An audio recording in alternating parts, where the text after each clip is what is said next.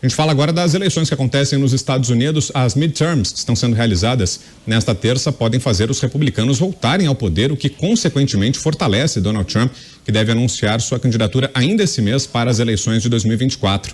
As pesquisas apontam que os republicanos têm boas chances de desbancar os democratas e levar a melhor. A oposição republicana tem chance de conquistar pelo menos de 10 a 25 cadeiras na Câmara, mais do que o suficiente para ter maioria. Paulo Figueiredo, tá aí, Paulo, você falou no começo do programa, estava de olho aí, como é que estão as coisas? A tendência é essa, são essas as projeções que eu trouxe que devem ser confirmadas? Rapaz, está melhor do que o que você está trazendo até, Vitor. Primeiro as pessoas precisam entender o que é, né? Às vezes a gente precisa trazer as coisas um pouco para a realidade brasileira. O modelo americano não é como o modelo brasileiro. No Brasil a gente tem eleições há 4 anos em nível estadual e federal e a cada 2 anos em nível municipal. Os Estados Unidos funcionam de uma forma diferente, que eu acho até parte até mais inteligente do que a do Brasil. Os Estados Unidos fazem eleições, as eleições são muito descasadas, né? Então você tem de fato eleição para presidente a cada 4 anos, mas no meio do mandato do presidente você tem um negócio que se chama de midterm, né? Midterm significa no meio do mandato. No meio do mandato do presidente, os americanos renovam todo o sua Casa dos Representantes, que seria nossa Câmara de Deputados, e um pedaço do Senado. Então, da mesma forma, vários estados têm as suas eleições para governador, tem eleição para xerife, eleição para um monte de coisa que a gente não vota no Brasil. Tem cidade que tem eleição para como se fosse vereador, tem cidade que tem eleição tem condado que tem eleição, às vezes tem plebiscitos, referendos, tudo isso acontece muitas vezes nessa eleição de meio de mandato. E o que está em jogo aqui principalmente? Quais são as 3 coisas que estão em jogo aqui principalmente? Primeiro, o controle da Casa dos Representantes, uma outra coisa que o Brasil podia aprender. Os deputados aqui americanos, chamamos de representantes, eles só têm 2 aninhos de mandato. Então, eles estão sempre correndo atrás do voto do povo. Não tem esse negócio de, só daqui a 4 anos, não. Eles estão sempre correndo atrás do voto do povo. Isso faz com que a Casa dos Representantes, o parlamento, a principal porção do parlamento, ela seja sempre um reflexo rápido da vontade popular. Porque a vontade popular de hoje, daqui a 4 anos ela pode estar muito diferente, mas se você tem a cada 2 anos, o político está sempre correndo atrás do voto e a vontade popular é muito rapidamente expressa nas urnas. Então, os americanos se arrependeram de eleger Joe Biden, tem muito rapidamente a chance de eleger a Casa dos Representantes. A outra coisa que está em jogo é o Senado. O senador aqui tem um mandato de 6 anos, você tem 100 senadores, certinho, 2 para cada estado, não 3 como no Brasil, 2 para cada estado, e eles têm um mandato de 6 anos. E agora você vai ter uma renovação de 1/3 do Senado americano, com mais cadeiras republicanas colocadas em jogo do que cadeiras democratas. E, além disso, você tem vários dos governos estaduais. Aí você me perguntou o que está aparecendo. Olha, é difícil saber, principalmente porque as eleições americanas têm tido muito problema de irregularidade, né? É um fato conhecido, mais da metade da população entendem que as últimas eleições não ocorreram de forma legítima, um problema que aqui também tentaram calar o povo, isso gerou muitos problemas, mas também foram feitas muitas reformas em muitos estados, vários estados, mais de 30 estados aprovaram algum tipo de reforma eleitoral. O que as pesquisas mostram, e as pesquisas aqui têm os mesmos problemas de inclinarem o viés em direção à esquerda que a gente tem no Brasil. Elas erram sempre pro lado da esquerda, igualzinho no Brasil. Mas o que as pesquisas estão mostrando aqui é que nós teremos na Casa dos Representantes uma maioria, e aí eu vou usar aqui a média do que se chama aqui de Real Clear Politics, que é um site, basicamente, de política americana. Eles falam que a média do Real Clear Politics está dando, neste momento, com as últimas pesquisas, alguma coisa para casa entre 14 e 48 cadeiras de vantagem para os republicanos. A média é de 31. Ora, isso é uma vantagem gigantesca. Pode ser que seja mais para 48, pode ser que seja mais para 14, muita gente fala em 25, 30. É uma bela de uma vantagem. E para o Senado, para o Senado, o que estão projetando está variando, os prognósticos para o Senado estão variando, mas de um modo geral estão falando de 47 a 53, ou seja, os republicanos ficariam com uma maioria de algo como 6 cadeiras em relação aos democratas. E nos governos estaduais, a ideia de que os republicanos tenham 30 ou 31 dos governos estaduais, aumentando a vantagem que eles já tinham em relação aos democratas. Ou seja, o Partido Republicano vai se solidificando como o maior partido dos Estados Unidos. Eles tomam a casa dos democratas, tomam o Senado dos democratas e aumentam os seus governos estaduais. Lembrando, um partido que está cada vez mais parecido com Donald Trump. Então, a expectativa que nós temos nesse momento, Vitor, é de uma vitória republicana, ou seja, da chamada aqui direita nos Estados Unidos, histórica, como poucas vezes vistas, e que deve tornar o governo do Joe Biden muito mais difícil, não só para aprovação de medidas que serão obviamente difícil, a aprovação de leis, como de fiscalização, com a criação de comitês de investigação, inclusive de fatos como envolvendo o filho do Joe Biden, ou até a investigação do que houve na pandemia de Covid, coisas que inclusive devem afetar o Brasil aqui, porque muitas das narrativas foram compradas pela imprensa brasileira. Você, Fernão? Esse aspecto da disputa presidencial, eu acho sempre o menos interessante do que a gente pode aprender com os americanos, né? Além desse aspecto e do controle das casas do Congresso, que sem dúvida é fundamental, você tem dezenas, centenas de outros assuntos que constam das cédulas, tanto para modificações das constituições estaduais. Aí você tem uma regra para que esses temas subam a uma cédula, ele pode ser proposto pelo povo ou pelos próprios legislativos locais, né? Mas tem que passar um processo de coleta de assinaturas para subir para a cédula e ser apresentado para o resto dos eleitores. 132 questões que alteram constituições estaduais estão sendo votadas hoje também, né? Estão sendo eleitos, entre outras dezenas e dezenas de funcionários públicos, né? 68 do que eles chamam State Financial Officers, que são todas as funções de fiscalização de contas de governo. Aquilo que hoje, aqui no Brasil, é feito pelos TCUs e pelos TCEs, que são nomeados pelos próprios fiscalizados, né? Lá são diretamente eleitos pelo povo, né? Policiais, xerifes estão sendo eleitos pelo povo. Juízes estão passando por eleições de retenção, como eles chamam lá. Então, vem na sua cédula todos os juízes das suas comarcas, abaixo do Supremo Tribunal, né? Com a pergunta: o juiz fulano de tal, da sua comarca, fica mais 4 anos, sim ou não? Né? Só votam nesse sim ou não os moradores daquela região, daquele distrito onde aquela comarca e aquele juiz operam.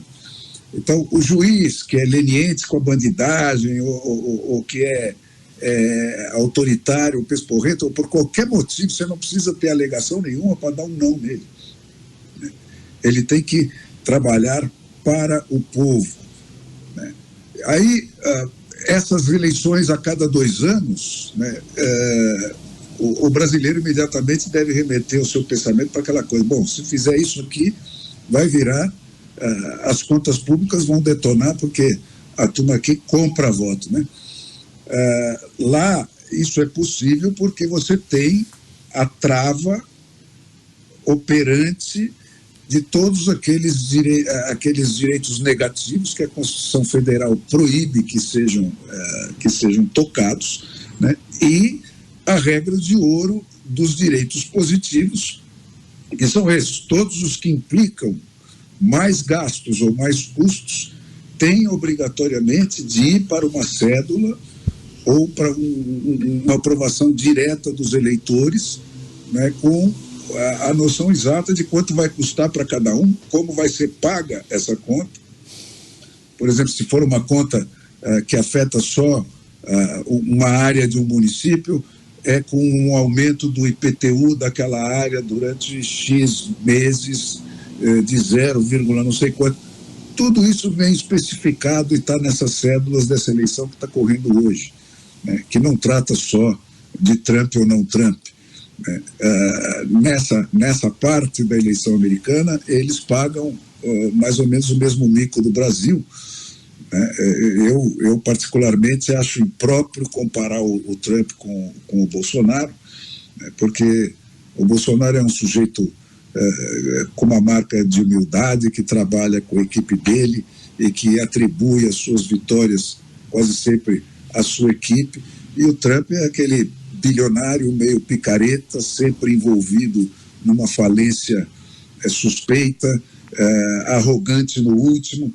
Não tem nada a ver com o perfil do Bolsonaro, apenas a causa que botou tanto ele quanto o Bolsonaro no páreo é semelhante, que é a injustiça flagrante dos contra, né? A maneira mentirosa como essa imprensa ataca o outro lado, né? Então é isso que engendra gente como Trump e mesmo o Bolsonaro, né?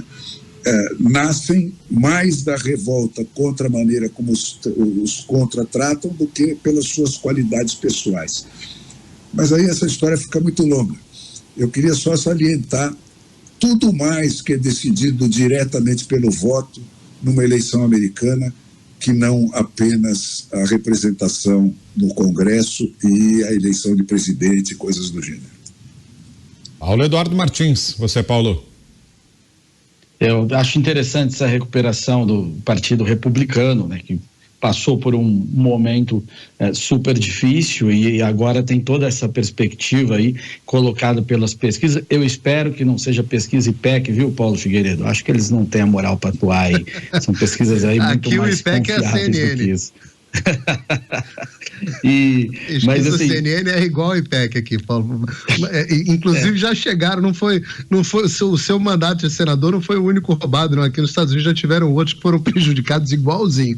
O Brasil é uma versão dublada da Herbert Richards dos Estados Unidos. Tudo que acontece aí é igualzinho o que acontece aqui, geralmente com 2 anos de atraso. É isso. Não é por falta de PEC que o mundo vai morrer, não é? Mas esses resultados, aliás, essa tendência eleitoral, mais do que significar ali um fortalecimento de uma candidatura republicana na tomada das casas, é muito mais um reflexo de uma guinada social, porque a construção das candidaturas para a Casa Legislativa nos Estados Unidos, ela tem uma efervescência social presente nela muito maior do que em qualquer outro lugar, por conta do sistema distrital puro. E os partidos acabam tendo, inclusive na sua escolha de candidatos, né, Paulo? As suas primárias, sem dúvida nenhuma, processo de primárias, né? Que é fantástico. Aqui não tem cacique, né? Não tem esse negócio do partido fazer lista e escolher quem vai ser candidato e quem não vai ser candidato.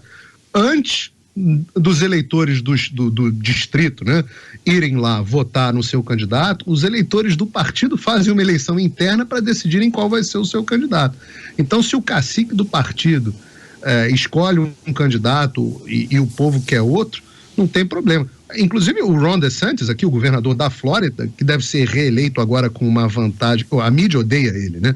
Mas ele deve ser, até porque ele adotou todas as políticas de Covid que a CPI da Covid tinha mandado prender o Ron DeSantis se tivesse aqui nos Estados Unidos, né? Mas ele vai ser reeleito com talvez a maior vantagem da história recente da Flórida. O pessoal está falando em 10 pontos de vantagem para ele, e ele era um candidato que não era o candidato do partido. O partido, os caciques do partido tinham um outro candidato para concorrer. Quem inventou o Ron DeSantis foi o Trump, apostou nele, teve primária, o Ron DeSantis ganhou contra tudo e contra todos e se tornou hoje o maior fenômeno político dos Estados Unidos, talvez após apenas do Donald Trump. Então, nessa captação aí do sentimento da sociedade, você tem um processo de legitimação muito maior desses candidatos, porque ele tem que enfrentar o concorrente dele dentro do partido. O cara já é deputado, mas ele tem que ir lá debater no salão paroquial, na escola local, enfim, e se expor ao que a sociedade pede o tempo inteiro, e ela pode substituir ele primeiro dentro do partido e depois ali dentro do distrito. E então, ela representa uma guinada social, essa suposta vantagem que os republicanos vão ter ali, e esse sistema lhe oferece um mecanismo de controle social muito mais eficiente, porque está muito mais próximo o candidato da sociedade, e isso desde as esferas menores, no município, enfim, que faz com que o filtro partidário, o filtro social impeça que um grande picareta, explicitamente um picareta, ele ascenda a cargos tão altos. É por isso que o Ron DeSantis não foi preso aí, é porque um Renan Calheiros jamais chegaria onde ele chegou aqui. Zé, segura um pouquinho, Fernão, vou passar para o Zé para a gente fechar o giro com ele. Diga lá, Zé. O sistema político dos Estados Unidos é realmente muito diferente do brasileiro, eu diria até avançado exatamente por esse nascimento da base. Paulo, aqui no Brasil também é assim, o candidato ele não é definido pelo cacique, mas sim pelos filiados, mas só na teoria. Porque na prática os filiados, os chamados delegados, né, eles são controle remoto dos delegados, por isso que no Brasil é uma coisa viciada, quer dizer, na lei é isso mesmo, os delegados dos partidos aqui definem os candidatos, mas os caciques detêm os delegados, ou seja, o controle remoto. E sobre o que foi repetido, essa história das eleições norte-americanas, eu acompanhei uma eleição do início ao fim, fui nos ralis, nas disputas, nas entrevistas. Os ralis, né, os comícios são coisas organizadas em estádios, com convite, as pessoas vão de terno, vestir as cores do partido, enfim, totalmente diferente. Me chamou muita atenção também essa história de fazer um plebiscito de tudo. Me lembro que em Michigan, onde eu cheguei, tinha uma cédula que tinha lá um pedido para autorização de instalação de um supermercado, né, do Walmart. E aí eu falei, mas aqui não é o país da livre iniciativa? A falaram, não, mas onde chega um supermercado desse, quebra os supermercados locais, as vendinhas e tudo, né? Então a população precisa saber se quer comprar algo que possa ser mais barato, mas que vai quebrar a economia local. E a resposta foi não pôde, né? Então entre esses 53 tem assim de diretor da rádio pública do local, diretor da biblioteca, enfim, é assim mesmo o sistema norte-americano. E o Brasil é mais complexo, é mais, vamos dizer assim, mais regulamentado, tem um Tribunal Superior Eleitoral, tem os TREs, os Tribunais Regionais Eleitorais, mas o que me induz a dizer que o debate lá é mais profundo, porque é esse bipartidarismo, todo mundo pode ser candidato, mas só dois é que têm chances reais, né? Que são as estruturas partidárias. Isso me encanta. Aqui no Brasil, os partidos, ninguém pode ser candidato senão por um partido, né?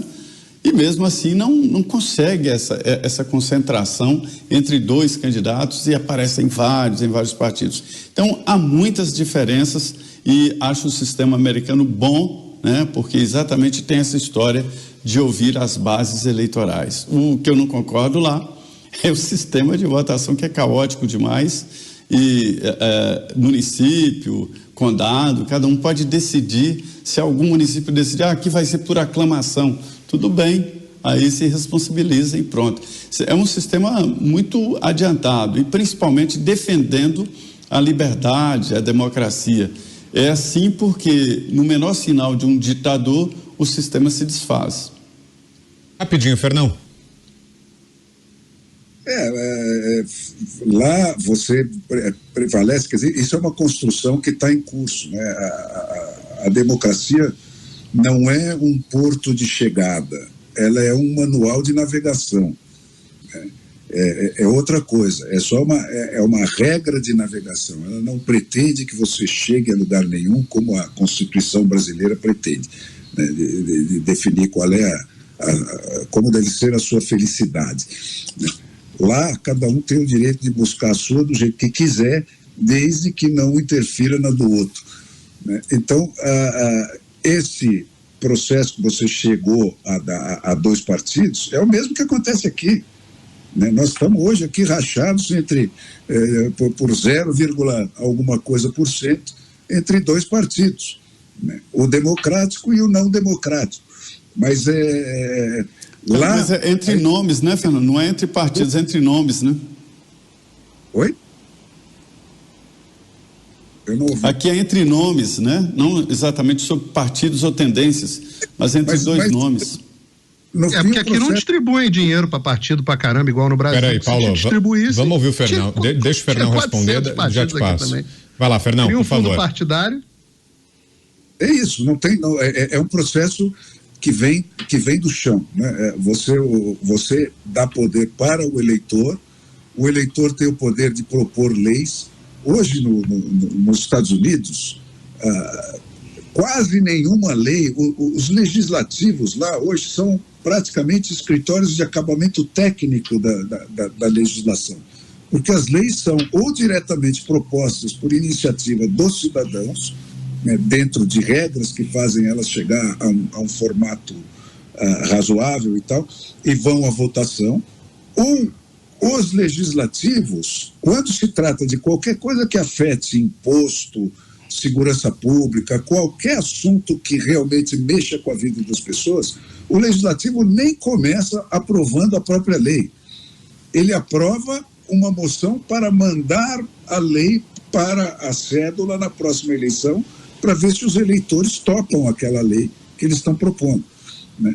Porque já sabe que se fizer a lei dentro do legislativo sem consulta prévia ao povo, o povo tem o direito de fazer o referendo daquela lei.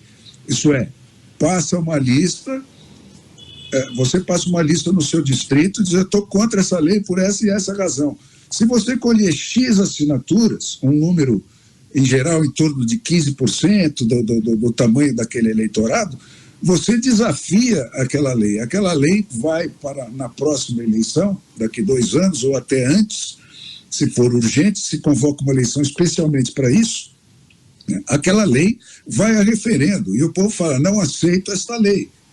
E a lei volta para trás, deixa de existir, né? Assim como a lei que o povo aprovou no voto, uma lei de iniciativa popular ou de iniciativa do legislativo, o legislativo não pode alterar essa lei, não pode regulamentar ela no sentido inverso do pretendido pelo autor da lei, como aconteceu aqui com a do desarmamento, né? Você fez um referendo com 69% de aprovação e assim mesmo eles proibiram, obrigaram o país ao desarmamento, né? Lá isso não existe, essa possibilidade não existe, porque tudo parte do povo ou é chancelado pelo povo, a começar pela Constituição, né? A Constituição não é democrática ou deixa de ser democrática pelo que ela diz, pelo que está escrito nela, mas pela forma como ela foi aprovada pelo povo, né? Que tem que referendar. Vocês topam essa Constituição? Sim, topamos, né? Aí sim ela é uma Constituição democrática. A nossa não é, né? A nossa foi imposta lá por uma turminha e que pôs tudo que se referia a eles próprios como cláusula pétrea, não pode mudar mais. Então, eu tenho compromisso com o erro, né? Lá não tem compromisso com o erro. Você muda tudo e qualquer coisa, né? Claro que com dificultação de quórums, conforme as questões são as mais fundamentais ou não. Paulo Figueiredo, você queria falar, né, Paulo? Rapidinho, por favor, depois a gente vai para o intervalo, vai ser a última. Diga lá. Não, acho que tá bem arrematado aqui, podemos girar.